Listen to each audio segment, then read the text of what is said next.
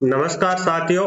आज हम राजस्थान के शेष बचे हुए दुर्गों का अध्ययन है वो इस अध्याय में करेंगे, क्योंकि काफी समय हो गया। ऐसे हम कोर्स है वो दिसंबर से पहले पहले पूर्ण नहीं कर पाएंगे, इसलिए आज इस चैप्टर में जो शेष बचे हुए दुर्ग हैं उनका हम अध्ययन कर लेते हैं। तो आइए हम अगला जो दुर्ग लेते हैं वो है तारागढ़ दुर्ग बूंदी। तारागढ़ दुर्ग जो बूंदी है उसकी बनावट दो पहाड़ियों के चारों ओर, बूंदी है वो दो पहाड़ियों के चारों ओर बसा हुआ है, आपने देखा होगा। एक पहाड़ी है उस पर तारागढ़ दुर्ग है और दूसरी पहाड़ी पर है वो बूंदी का गढ़ महल, जिसे राजनिवास के नाम से जाना जाता है, बना हुआ है। क्योंकि बूंदी का दुर्ग है वो ऊंची पहाड़ी पर बना हुआ है। इसका निर्माण है वो 14वीं शताब्दी में बूंदी के जो संस्थापक थे राव देवहड़, उनके द्वारा किया गया। ये गिरिदुर्ग श्रेणी का दुर्ग है और रात्रि को पहाड़ी पर ऊंचे स्थान पर स्थित होने के कारण यह तारे के समान प्रतीत होता है, इसलिए इस दुर्ग को तारागढ़ दुर्ग के नाम से जाना जाता है। राजस्थान में दो दुर्ग ऐसे जिन्हें तारागढ़ दुर्ग कहा जाता है। एक तो अजमेर दुर्ग,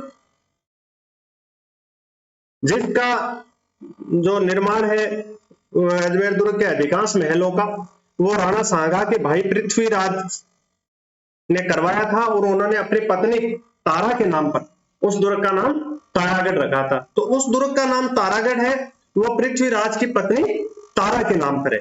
राजस्थान में जो दूसरा तारागढ़ दुर्ग है अजमेर के अलावा, वो दुर्ग है बूंदी में।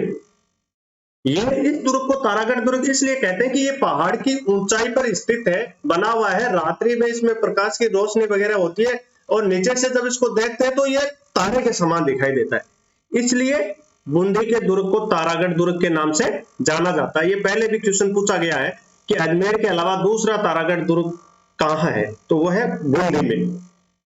वीर विनोद के अनुसार,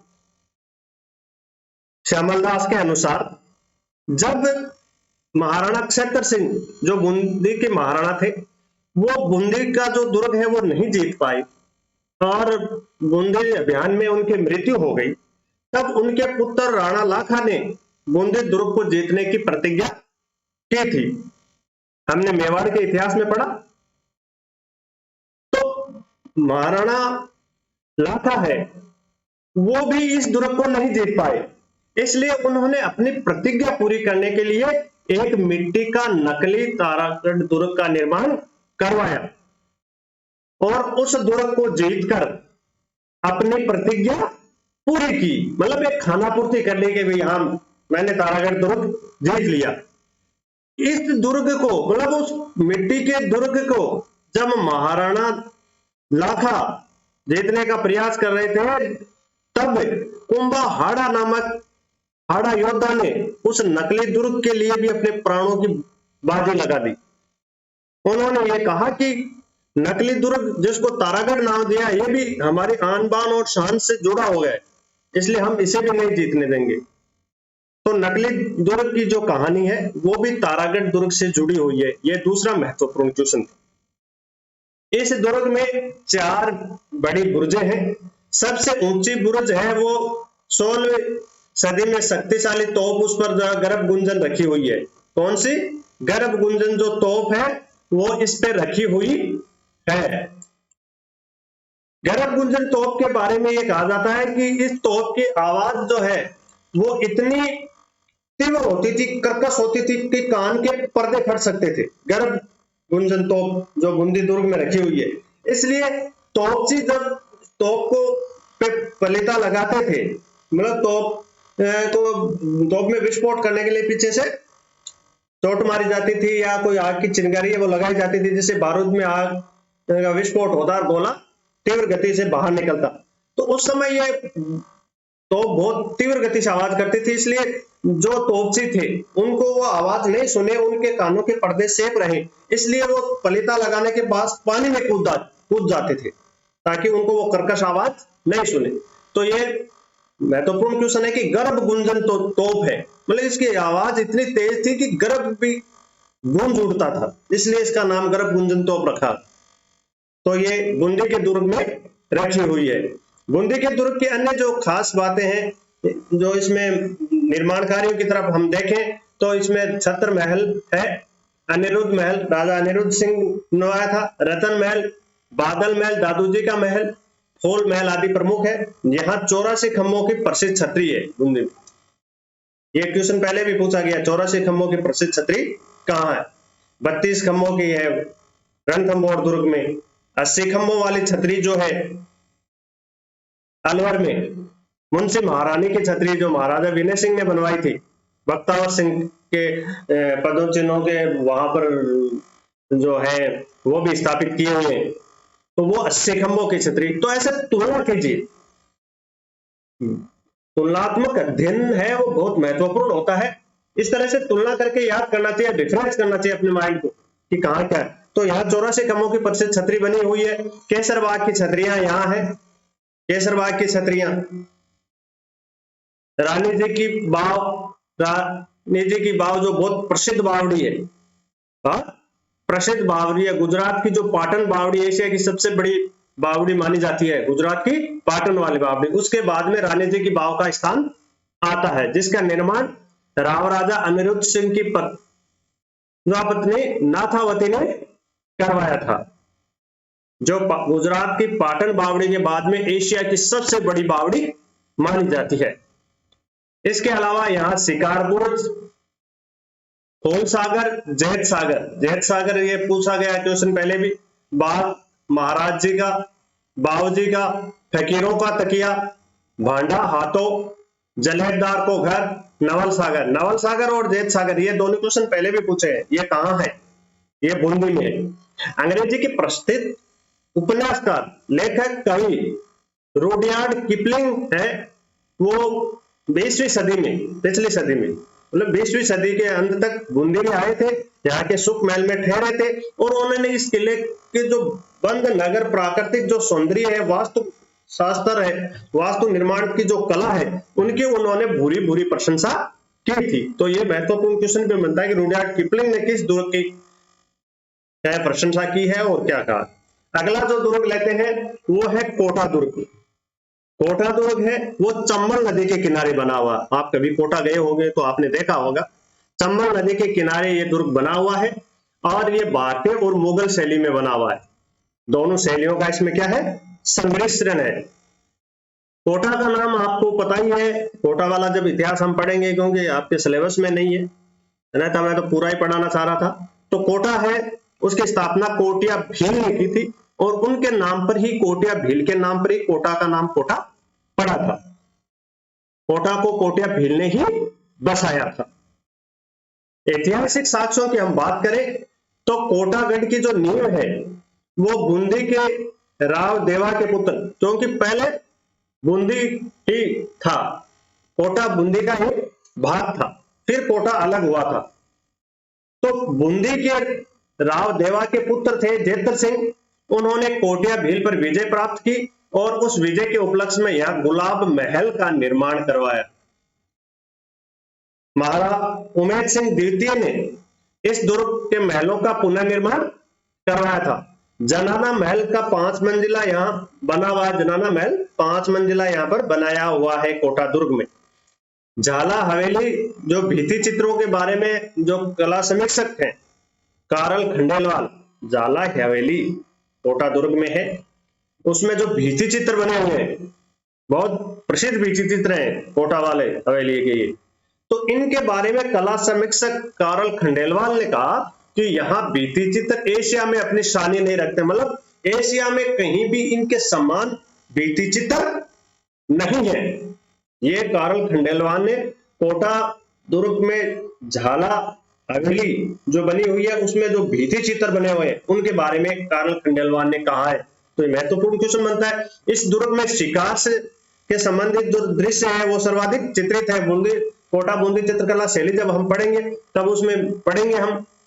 तो इस दुर्ग में चित्र जो शिकारी दृश्य है चित्रकला में वो बहुत है। कर्नल जेम्स टोड जो है उन्होंने इस दुर्ग के बारे में लिखा है कि आगरा के किले को छोड़कर किसी भी किले का जो प्रकोटा है वो इतना बड़ा नहीं है जितना कि कोटा के दुर्ग का है। अर्थात कोटा के दुर्ग का बहुत बड़ा प्रकोटा है, ये कर्नल जेम्स टोड कहते हैं। तो ये महत्वपूर्ण क्वेश्चन है कि कर्नल जेम्स टोड ने किस दुर्ग के बारे में कहा है कि आगरा के बाद में इस दुर्ग है प्रकोटा वो सबसे विशाल है, तो वो कोटा दुर्ग के बारे में उन्होंने ऐसा कहा है। मुगल शासक जहांगीर ने 1631 में कोटा को बूंदी रियासत से अलग करके इसे पृथक कोटा राजा बना दिया और राव माधो सिंह कोटा के शासक बने। इस तरह कोटा है वो बूंदी से अस्तित्व में आया। अगला हम दुर्ग देखते हैं, वो है चूरू दुर्ग। चूरू दुर्ग है वो 1694 में ठाकुर कुशाल सिंह ने इस धानव दुर्ग का निर्माण करवाया था।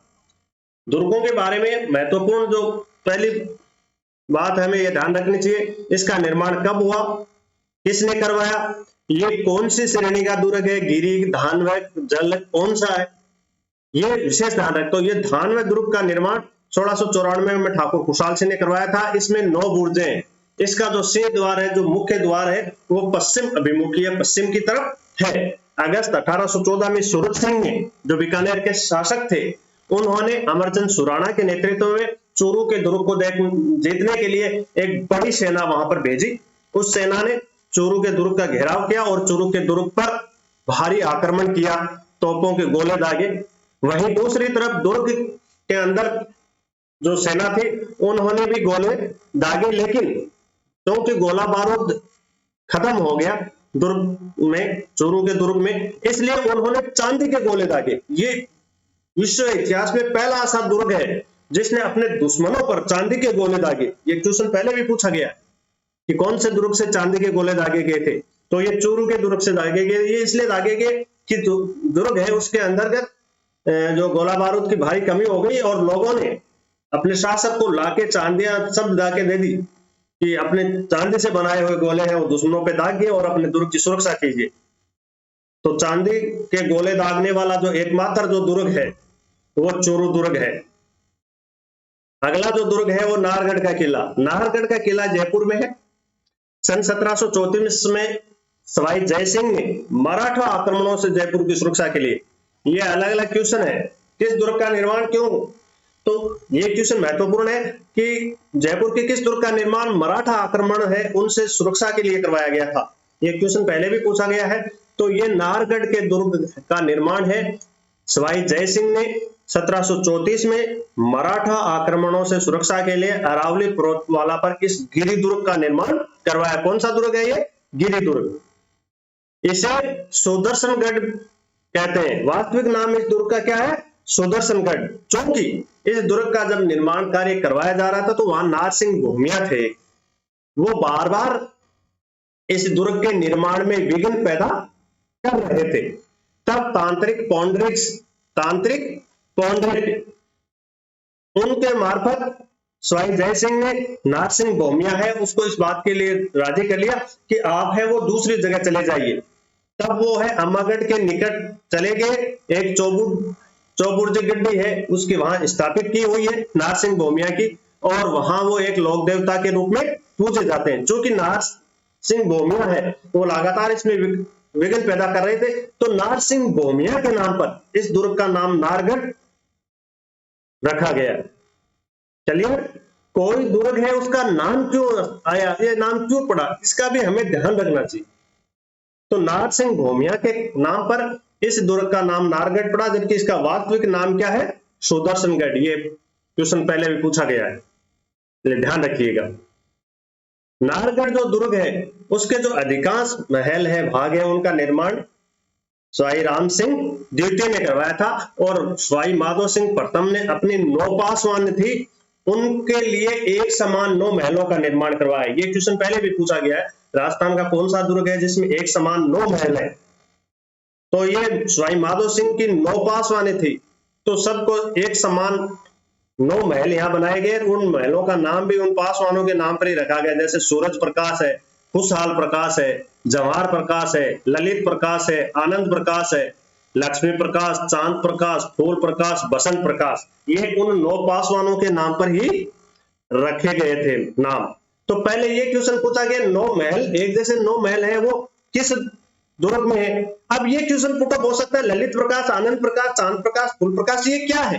क्योंकि एग्जामिनर जब आप देखिएगा, जब भी क्वेश्चन पेपर तैयार करता है तो वो पहले के क्वेश्चन पेपरों को देखता है और क्वेश्चन वहीं से उठाता है, तभी तो बार बार हर जो सफल होने वाला एग्जाम में सफल होने वाला जब प्रत्याशी इंटरव्यू देता है तो वो कहता है तुलनात्मक अध्ययन कीजिए। तुलनात्मक अध्ययन आप समझ गए होंगे, एक क्वेश्चन के 4 ऑप्शन है, तो हमें जो उत्तर आ रहा है वो एक ऑप्शन तो हम टिक कर देते, बाकी 3 को अपन हाथ नहीं लगाते, देखते भी नहीं।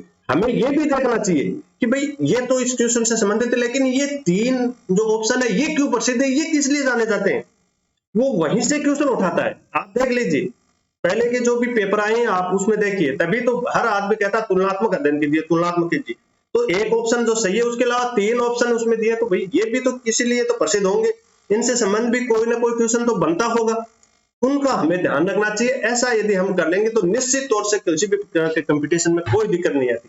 इसलिए पेपर पुराने भी हो उनको बिल्कुल एक अच्छी सोच के साथ तुलनात्मक अध्ययन उनका हमें करना चाहिए। तो अब ये क्वेश्चन हो सकता है, बनता है, जवाहर प्रकाश, कुशाल प्रकाश, सूरज प्रकाश क्या है, तो पेपर वाला बढ़ा रहा है वो तो कोई टफ क्वेश्चन नहीं दे रहा है, क्योंकि वो चेंज ही तो कर रहा है। 9 महल एक, जैसे किस दुर्ग में ये क्वेश्चन पहले आ चुका, अब इन 9 महलों का नाम दे दिया, ये क्या है, तो क्वेश्चन वो अपनी तरफ से तो इजी पूछेगा, लेकिन हम जब ये ध्यान नहीं देते, हम तुलनात्मक अध्ययन नहीं करते, तब हम मात खाते। तो ये महत्वपूर्ण क्वेश्चन है, ध्यान रखिएगा। अगला जो दुर्ग है वो है भेसरोडगढ़ दुर्ग। भेसरोडगढ़ दुर्ग है चंबल और बामनी नदी के संगम स्थल पर है। नदियों वाला जब चैप्टर हमने पढ़ा तब हमने इस दुर्ग का अध्ययन सार रूप से कर लिया था, और इतने इसमें क्वेश्चन बनते, कोई ज्यादा नहीं। ये दुर्ग चंबल और बामनी नदियों के संगम स्थल पर है, गिरि दुर्ग है और जल दुर्ग है, दोनों श्रेणियों में। लेकिन प्रथम रूप से यह जल दुर्ग है, प्रथम रूप से इसे क्या मानेंगे, जल दुर्ग मानेंगे, दूसरा गिरि दुर्ग। तो यह राजस्थान का प्रसिद्ध जल दुर्ग है, पहाड़ी पर भी बना हुआ है। गागरोन दुर्ग है वो भी ऐसे ही आहू और काली सिंध के संगम पे है, लेकिन मूल रूप से हम इसे किस श्रेणी में लेंगे, जल दुर्ग की श्रेणी। पहाड़ी पर बीच में जो पहाड़ी है, टिल्ला है पहाड़ी का, उस पे वो बना हुआ है। ठीक ऐसे भेसरोडगढ़ है, तो ये जल दुर्ग है, राजस्थान का प्रसिद्ध जल दुर्ग है, जो चंबल और बामनी नदियों के संगम पर बना हुआ है। इसे राजस्थान का वेलोर कहा जाता है। क्या कहा जाता है, राजस्थान का वेलोर। ये क्वेश्चन पहले भी पूछा गया, फिर ध्यान रखने की जरूरत है। कर्नल जेम्स टॉड जो है, उन्होंने जनश्रुति के अनुसार इस दुर्ग का जो निर्माता है वह व्यापारी थे भेसासा और रोडाचारण। भेसासा और रोडाचारण, इन दोनों को इस किले का निर्माता माना है, और भेसासा के नाम पर इसका नाम भेसरोडगढ़, भेस और रोडाचारण के नाम पर रोडगढ़, इन दोनों के नाम पे इस दुर्ग का नाम भेसरोडगढ़ पड़ा। अब अगला जो दुर्ग है वो है सिवाना दुर्ग। सिवाना महत्वपूर्ण दुर्ग है, जालोर दुर्ग की इसे चाबी भी कहते हैं, कि जो भी जालोर दुर्ग पर अधिकार करना चाहता था पहले उन्हें सिवाना का दुर्ग जीतना पड़ता था, उसके बाद में ही वो आगे का रास्ता तय कर पाता था, इसलिए इसे जालोर दुर्ग की चाबी भी कहा जाता है। इस दुर्ग का निर्माण, ये गिरि दुर्ग है, इस दुर्ग का निर्माण 10वीं शताब्दी में वीर नारायण परमार द्वारा करवाया गया था। वीर नारायण परमार द्वारा 10वीं शताब्दी में करवाया गया। 1305 में जब अलाउद्दीन खिलजी ने 1306 से 11 के बीच में जालोर अभियान किया था, अलाउद्दीन खिलजी ने कानर देव और विरमदेव लड़ते हुए वीरगति को प्राप्त हुए थे। उससे पहले 1305 में, क्योंकि मैं पहले बता चुका कि ये जालोर दुर्ग की कहा जाता है, चाबी कहा जाता है, इसलिए पहले इस दुर्ग पर, जालोर के दुर्ग से पहले अलाउद्दीन खिलजी ने इस पर 1305 में आक्रमण किया। उस समय सिवाना के शासक सातलदेव उर्फ शीतलदेव थे। सातलदेव उर्फ शीतलदेव थे, वो सिवाना के शासक थे। उन्होंने अलाउद्दीन खिलजी के आक्रमण का बहादुरी के साथ सामना किया, परंतु आप और हमने पढ़ा कि विश्वासघाती और देशद्रोही हर जगह मिल जाते हैं। यहाँ भी भाईला पंवार नाम का एक विश्वासघाती था, उनके विश्वासघात के कारण अलाउद्दीन खिलजी ने इस दुर्ग को जीत लिया, सिवाना के दुर्ग को जीत लिया था। जालोर के दुर्ग में जो विश्वासघाती था दैया दिका, उनके विश्वासघात की वजह से जालोर दुर्ग फतेह हुआ। रणमल और रतिपाल जैसे विश्वासघाती की वजह से रणथंबोर दुर्ग पर अधिकार हो गया, और भाईला पंवार जैसे देशद्रोही की कुटिल नीति दूषित सोच और विश्वासघात की वजह से सिवाना दुर्ग पर अलाउद्दीन खिलजी का अधिकार हो गया। सातलदेव है और सोमेश्वर, ये दोनों है, अलाउद्दीन खिलजी से लड़ते हुए वीरगति को प्राप्त हुए और दुर्ग की जो ललनाएं थी, वीरांगनाएं थी, उन्होंने जोहर किया, जो सिवाना का प्रथम साका कहलाता है। सिवाना का प्रथम साका इस समय हुआ था, क्योंकि अलाउद्दीन खिलजी ने रणथंभौर पर किया पहला साका राजस्थान का 1301 में। उसके बाद में उन्होंने सिवाना पर, चित्तौड़ पर अधिकार किया 1303 में, वहां चित्तौड़ का पहला साका हुआ। उसके बाद में वो सिवाना के दुर्ग पर उसने आक्रमण किया 1305 में, वहां सिवाना का पहला साका हुआ। और उसके बाद में जालोर दुर्ग पर उन्होंने आक्रमण किया, तो जालोर का पहला साका हुआ। तो अलाउद्दीन खिलजी के आक्रमण के समय सर्वाधिक साके हुए राजस्थान में। यह भी ध्यान रखिएगा, महत्वपूर्ण क्वेश्चन है, ये क्वेश्चन बन सकता है, एक अच्छे बड़े हुए जो प्रत्याशी है उसके लिए बहुत शानदार क्वेश्चन है कि राजस्थान में किस आक्रमणकारी के समय सर्वाधिक साके हुए। तो वो अलाउद्दीन खिलजी के समय हुए थे। 1301 रणथंभौर दुर्ग, जब हमीर लड़ता हुआ वीरगति को प्राप्त हो गया, उसकी रानी रंगादेव और देवलदेव उनकी लड़की, उनके नेतृत्व में वहां पे जोहर हुआ था। उसके बाद में 1303 में अलाउद्दीन खिलजी ने चित्तौड़ पर आक्रमण किया। रतन सिंह अपने महत्वपूर्ण सेनानायक गोरा और बादल के साथ लड़ता हुआ वीरगति को प्राप्त हुआ और रानी पद्मिनी के नेतृत्व में वीरांगनाओं ने जोहर किया था। उसके बाद में सिवाना पर आक्रमण हुआ अलाउद्दीन का, और 1305 में वहां शीतलदेव और सोमदेव दोनों लड़ते हुए वीरगति को प्राप्त हुए। दुर्ग की लल्लाओं ने जोहर किया। ये अलाउद्दीन के समय राजस्थान में चौथा साका और पांचवा साका, तीसरा साका, ये चौथा साका हो गया जालोर वाला। तो कांदरदेव और वीरमदेव लड़ते हुए वीरगति को प्राप्त हुए और साकावा, और फिर पांचवा हो गया जैसलमेर में। तो सर्वाधिक साके जो है अलाउद्दीन खिलजी के समय हुए राजस्थान में। अलाउद्दीन खिलजी ने जब इस दुर्ग पर अधिकार कर लिया तो कुमालुद्दीन गुर्ग को इस दुर्ग का भार सौंप दिया और इस दुर्ग का नाम खेराबाद रख दिया। यह भी ध्यान रखिएगा, क्या नाम रखा? खेराबाद, चित्तौड़गढ़ का खिजाबाद। गिरी सिमेल का जो युद्ध हुआ था 1544 में, गिरी सिमेल पाली जिले में, जिसमें राव मालदेव है वो रात्रि में शेरशाह सूरी का जो जाली पत्र का जो दूषित विचार था, शेरशाह सूरी का कूटनीति थी शेरशाह सूरी की, उसको राव मालदेव समझ नहीं पाए थे और रात्रि को ही शिविर छोड़ के भाग गए थे। तब यहां आके ही राव मालदेव ने आश्रय लिया था और संकट काल में राव मालदेव के पुत्र राव चंद्रसेन, जिसे मारवाड़ का महाराणा प्रताप कहा जाता है, उन्होंने भी अपना अधिकांश समय यहां रहकर मुगलों से उन्होंने प्रतिरोध किया था। अधिकांश समय यहां बिताया था उन्होंने, राव चंद्रसेन ने। अकबर के शासनकाल में मोटा राजा उदय सिंह ने ताई सेना के साथ सिवाना दुर्ग पर आक्रमण किया था, क्योंकि मोटा राजा को तो जब अपनी पुत्री जोधाबाई का विवाह अकबर से कर दिया था, जिससे जहांगीर का जन्म हुआ था। तो जोधाबाई का जब विवाह कर दिया तो वरदस्त हासिल हो गया मोटा राजा उदय सिंह को, तो फिर उन्होंने सिवाना दुर्ग पर आक्रमण किया। यहाँ के स्वाभिमानी शासक थे कला राठौड़, उन्होंने उनका वीरतापूर्वक मुकाबला किया और वीरगति को प्राप्त हुए। महिलाओं ने जोहर किया। ये सिवाना का दूसरा साका था, सिवाना का दूसरा साका था। ये महत्वपूर्ण है क्योंकि राजस्थान के जो और साके हुए लगभग, वो किसी बाहरी आक्रमणकारी ने जब आक्रमण किया तभी हुए, चाहे वो गुजरात का बहादुर शाह हो, चाहे अकबर हो, अलाउद्दीन खिलजी हो या मीर अली हो। लेकिन सिवाना वाला ये दूसरा साका है, वो राजस्थान के शासक ने ही आक्रमण किया, मोटा राजा उदय सिंह ने, तब हुआ। ये देखिए, मोटा राजा उदय सिंह ने आक्रमण किया था,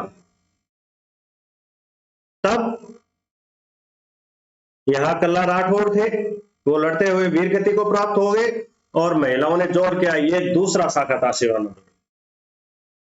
तो कई दुर्गों में 3 शाखे, चित्तौड़ वाले में 3, जैसलमेर वाले में 2.5, सिवाना वाले में 2, रणथंभौर उनमें कईयों में 1-1, जागरोन वाले में 2। इस तरह से शाखे भी हमें ध्यान रखने चाहिए। ये जस्ट याद के लिए, कोई हमें विद्वान नहीं बनना, लेकिन तुलनात्मक हम अध्ययन करेंगे ऐसे ऐसे तो बिल्कुल क्लियर हो जाएगा सब कुछ।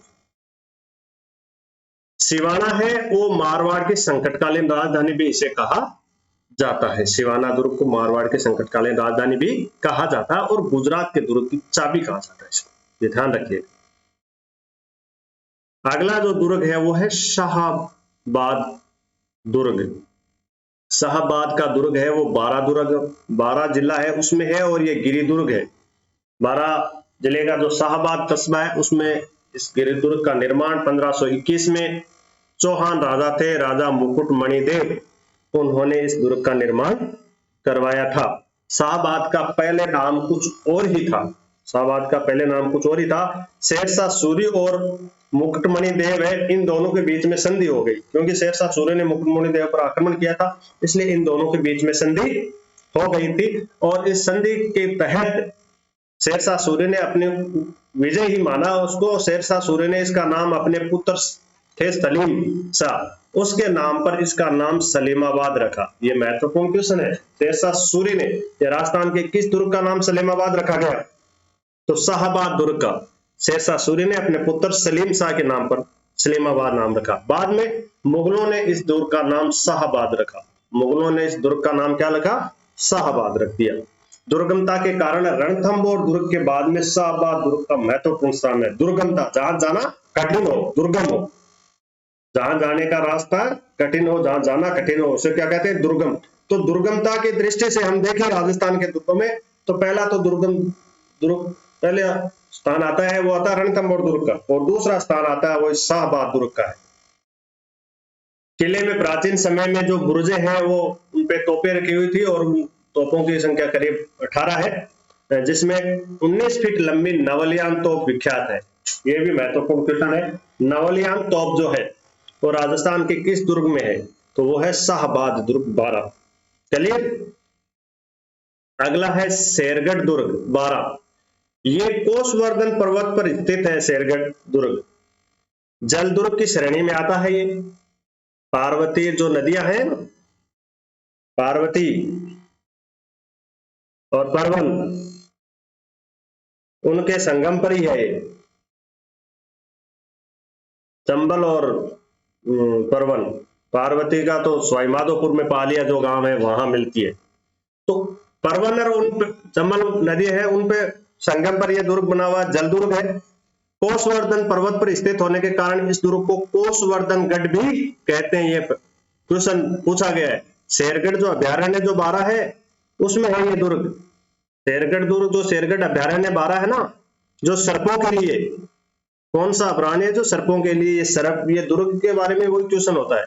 सर्प खूब है इस दुर्ग में भी, क्योंकि शेरगढ़ अभ्यारण्य है वो सर्पों के लिए जाना जाता है।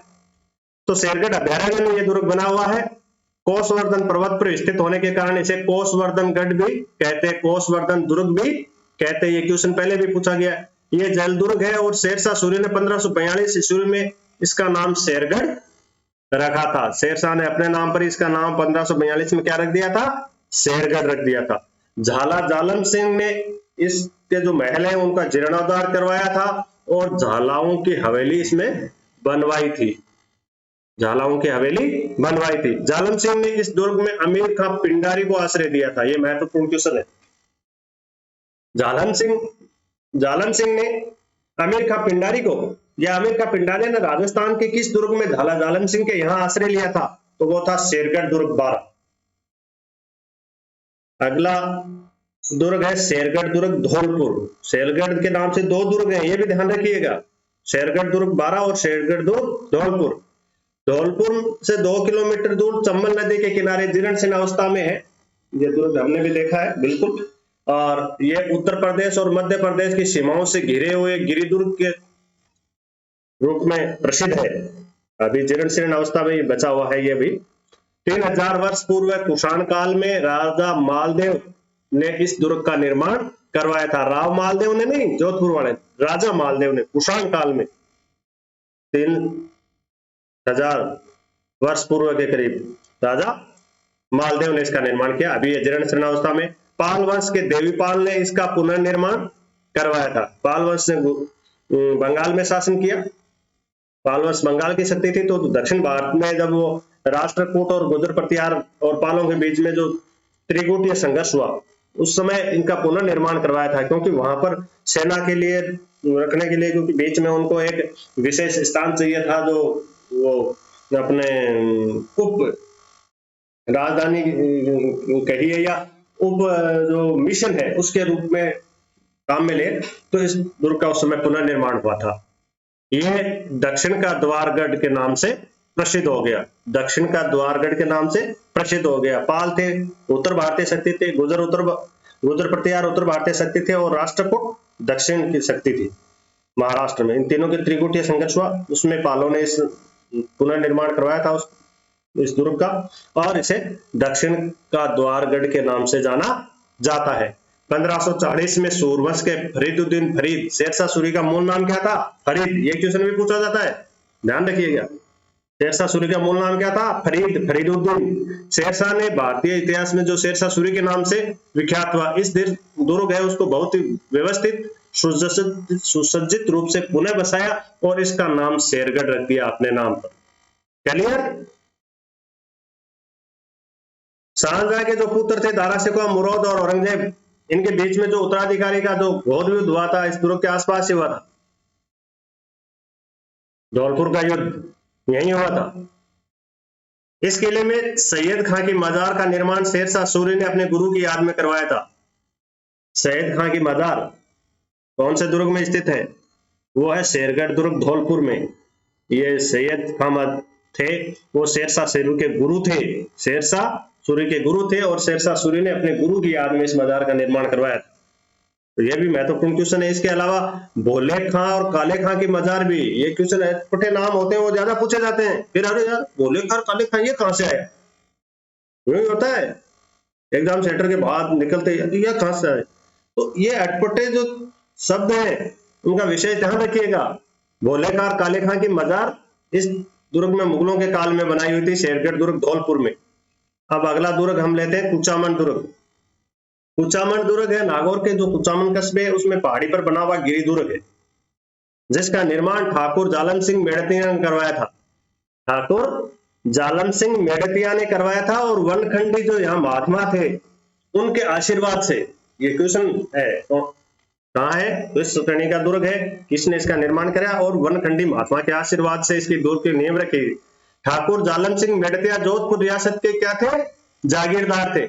इसलिए कुचामन दुर्ग को जागीरदार किलों का सिरमौर कहा जाए तो कोई अतिशयोक्ति नहीं है। इस दुर्ग के बारे में एक लोक उक्ति भी है कि ऐसा किला रानी जाए के पास भले ही हो, फुकरानी जाए के पास नहीं है। अर्थात राजा महाराजा तो ऐसे बड़े दुर्गों का निर्माण कर लेते थे क्योंकि उनके पास तो आय के खूब स्रोत होते थे, लेकिन एक जागीरदार के द्वारा इस तरह का विशाल दुर्ग बनाना आश्चर्य की बात थी। इसलिए इस दुर्ग के बारे में कहा जाता है कि रानी जाए के पास हो सके, लेकिन फुकरानी जाए के पास वो दुर्ग कोई हो सके। कहावत है दुर्ग के बारे में, जिसका मतलब ऐसा है कि ऐसा भव्य किला है वो किसी राजा के रानी के लड़के के पास हो सकता, फुकरानी के पास ऐसा नहीं हो सकता। इस किले में एक शिव मंदिर बना जिसमें 9 शिवलिंग है, एक साथ स्थापित है। ये भी ध्यान रखिएगा। कौन सा दुर्ग? जहां एक साथ 9 शिवलिंग है वो स्थापित है, तो वो ये कुचामन का दुर्ग है। उसमें एक शिव मंदिर बना हुआ है, उसमें 9 जो शिवलिंग एक साथ स्थापित है। अब जो ये दुर्ग है ये होटल हेरिटेज के रूप में, हेरिटेज होटल के रूप में काम आ रहा है, तब्दील कर दिया है इसको, और यहाँ पर कई फिल्मों की शूटिंग होती रहती है। तो ये जागीरदारी जो किले हैं उनका सिरमौर है, और इसके बारे में जो प्रसिद्ध उक्ति है कि रानी जाए के पास भले ही हो सकता है, लेकिन ठुकरानी जाए के पास ऐसा नहीं है। अगला दुर्ग है अचलगढ़ दुर्ग सिरोही। अचलगढ़ दुर्ग सिरोही से का जो आबू है उससे 13 किलोमीटर दूर अरावली पर्वतमाला में अचलगढ़ में अचलगढ़ दुर्ग का निर्माण परमार शासकों ने करवाया था। मूल रूप से अचलगढ़ दुर्ग का निर्माण किन्होंने करवाया था? परमार शासकों ने। बाद में महाराणा कुंभा ने परमार शासकों द्वारा निर्मित इस अचलगढ़ दुर्ग के जो भग्न अवशेष हो गए थे उन पर 1452 में पुनः अचलगढ़ दुर्ग का निर्माण है। मेवाड़ को गुजरात का जो संभावित आक्रमण है उनसे सुरक्षित रखने के लिए इस दुर्ग का निर्माण करवाया था। ध्यान रखिएगा, महाराणा कुंभा ने किस दुर्ग का निर्माण गुजरात आक्रमण से मेवाड़ को सुरक्षित रखने के लिए करवाया था? तो वह है अचलगढ़ दुर्ग। महत्वपूर्ण क्वेश्चन है ये। गुजरात के सुल्तान कुतुब शाह और महमूद बेगड़ा, इन्होंने इस दुर्ग पर आक्रमण किया था। उस समय यहाँ की खूब मूर्तियों को उन्होंने नष्ट किया, तोड़ा। तो ये महत्वपूर्ण क्वेश्चन है। इस किले में ऋषभदेव और पार्श्वनाथ के जैन मंदिर बने हुए। कुंभा द्वारा निर्मित जो कुंभ स्वामी मंदिर, वो भी इसमें बना है। कुंभा की ओखा रानी का महल वो इस दुर्ग में बना हुआ है। सावन भादो झील है इस दुर्ग में। सावन भादो तालाब है, वो तो कोटा में है। सावन भादो तालाब वालों में पढ़ा ना हमने। और सावन भादो झील कहाँ है? वो अचलगढ़ दुर्ग में कपूर जलाशय, ये इसके प्रमुख निर्माण कार्य है। स्थापत्य के प्रमुख सीमाचिन्ह है इस दुर्ग के। और अब अगला दुर्ग हम लेते हैं आमेर दुर्ग। आमेर दुर्ग है वो हिंदू और राजपूत शैली से निर्मित गिरी दुर्ग है, जिसका निर्माण 16वीं शताब्दी में राजा मानसिंह प्रथम ने करवाया था। इसका जो पूर्वी द्वार है वो सूरजपोल और पश्चिम द्वार चांदपोल के नाम से जाना जाता है। किंवदंती है कि इस किले का नाम है वो अंबा माता। इसके नाम पर रखा गया था अंबा माता, जो बाद में आम्बेर और कालांतर में आमेर हो गया। इस तरह से इसका नाम आमेर अस्तित्व में आया कि अंबा माता के नाम पर इस मंदिर दुर्ग का नाम रखा गया था। अंबा माता से आम्बेर, फिर आम्बेर से आमेर हो गया। इस तरह से आमेर दुर्ग का नाम अस्तित्व में आया। आमेर जो है वो मूल रूप से मीणा सरदारों का कार्य क्षेत्र था। दुल्हे राय ने, कछवा का जो प्रथम जो शासक जिन्हें हम मान सकते हैं, दुल्हे राय ने, उन्होंने मीणा शासकों को पराजित करके और आमेर पर अधिकार कर लिया था। उसके बाद में आमेर है, उस पर कछवा शासकों का ये अधिकार रहा। ये कछवा शासकों की राजधानी रहा। महाराजा सवाई जयसिंह द्वितीय ने अपने शासनकाल में विद्याधर भट्टाचार्य के निर्देशन में जयपुर नगर बसाया और नवंबर 1727 में जयपुर को कछवाओं की राजधानी बना दिया। तब आमेर के स्थान पर जयपुर है वो कछवाओं की राजधानी हो गया।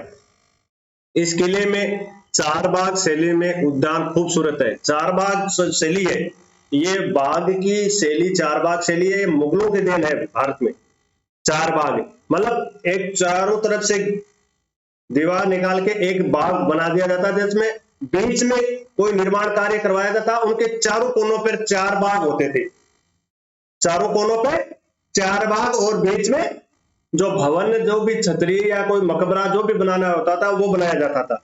ऐसे जो निर्माण कार्य वाले जो कला है वो चार बाग शैली के नाम से जानी जाती है। और चार बाग शैली लाने का जो श्रेय भारत में है वो मुगलों को जाता है। हुमायूं का जो मकबरा है वो भी चार बाग शैली का महत्वपूर्ण उदाहरण है। इसमें चारों कोनों पर जिस का भी निर्माण किया, चाहे वो महल हो, कोई छतरी हो, मकबरा हो, उसके चारों कोनों पर चार बाग होते थे और उस बाग के बीच में वो दर्शनीय स्थल या जो स्मृति स्थल है वो बनाया जाता था। ऐसे जो शैली है वो चार बाग शैली के नाम से जानी जाती है। तो यहाँ इसमें चार बाग शैली में बना हुआ उद्यान खूबसूरत है, क्योंकि भारमल जो पहला राजस्थान का शासक था जिन्होंने मुगलों से वैवाहिक संबंध स्थापित किए, और मुगलों से वैवाहिक संबंध स्थापित करने के बाद में वो उनसे निकट संपर्क में रहे और उनका प्रभाव होना स्वाभाविक था। तो इस वजह से चार बाग शैली है मुगलों से इनमें आई दुर्ग में। आमेर महल का जो सबसे सुंदर और महत्वपूर्ण खंड है वो है जय मंदिर, जिसे दीवान ए खास या शीश महल भी कहा जाता है। शीश महल या दीवान ए खास या जय मंदिर कौन से दुर्ग में है? तो ये आमेर दुर्ग में। यहाँ शीला माता का मंदिर है। शीला माता की मूर्ति जो है वो जैसोर, ये पश्चिम बंगाल में था, आजकल बांग्लादेश में है। जैसोर आजकल कहाँ है? बांग्लादेश में। उसके राजा का मंदिर था वहां, जैसोर के राजा के, और उनकी प्रमुख आराध्य देवी थी शीला माता। तो मानसिंह प्रथम ने जब बंगाल पर अभियान किया, आक्रमण किया, तो वहां के शासक, जैसोर के शासक है, उसको उन्होंने पराजित किया और उनको हराने पर ये मूर्ति मानसिंह जी साथ लेके आ गए थे। ये पालकालीन मूर्ति है, 14वीं शताब्दी की दुर्गा की मूर्ति है, जिसमें महिषासुर मर्दिनी का रूप है। किसका रूप है? महिष मर्दिनी, महिष को मारती हुई शक्ति की जो मूर्ति है वो है महिष मर्दिनी। जो राजस्थान में सर्वाधिक मात्रा में महिष मर्दिनी की मूर्तियां मिली है शक्ति के रूप में, जो भी मूर्तियां मिली हैं, तो ये महिष मर्दिनी की मूर्ति है जो मानसिंह जी जैसोर से लेके आए थे। महत्वपूर्ण क्वेश्चन बनता है, और उन्होंने अपने यहाँ महल में इसको लाके प्रतिष्ठित कर दिया था। आमेर महल के अन्य जो दर्शनीय स्थल हैं उसमें सुहाग मंदिर महत्वपूर्ण है, चांदनी, जस मंदिर, सुख निवास, मानसिंह का महल, ये महत्वपूर्ण स्थापत्य के सीमाचिन्ह है इस दुर्ग में। अब आमेर जो दुर्ग है वो है विश्व विरासत सूची में सम्मिलित कर लिया गया है। यूनेस्को की जो 36वीं बैठक हुई विश्व समिति की 21 जून 2013 को, उसमें हिल्स स्पोर्ट्स ऑफ राजस्थान में इसे विश्व विरासत सूची में सम्मिलित कर लिया है। इस जो मीटिंग में 6 राजस्थान के दुर्ग है हमने पढ़ा, उनको हिल्स स्पोर्ट्स ऑफ राजस्थान के तहत विश्व विरासत सूची में सम्मिलित किया गया था। तो ये थे राजस्थान के प्रसिद्ध दुर्ग जिनका हमने अध्ययन किया। दुर्ग खूब सारे दुर्ग हैं, गिनती नहीं की जा सकती। भारत में जो सर्वाधिक जो दुर्ग हैं वो महाराष्ट्र में है, ये ध्यान रखें, जीएस का महत्वपूर्ण क्वेश्चन है। राजस्थान में भी बहुत दुर्ग है, हर जगह हर ठिकाने में मिल जाएंगे, लेकिन मुख्य जो दुर्ग है उनका हमने अध्ययन किया।